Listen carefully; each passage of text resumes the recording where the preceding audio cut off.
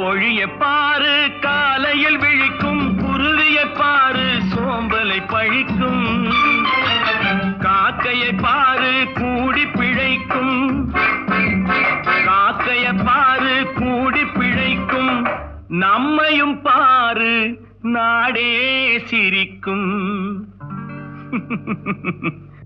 எத்தனை பெரிய மனிதனுக்கு எத்தனை சிறிய மனம் இருக்கு.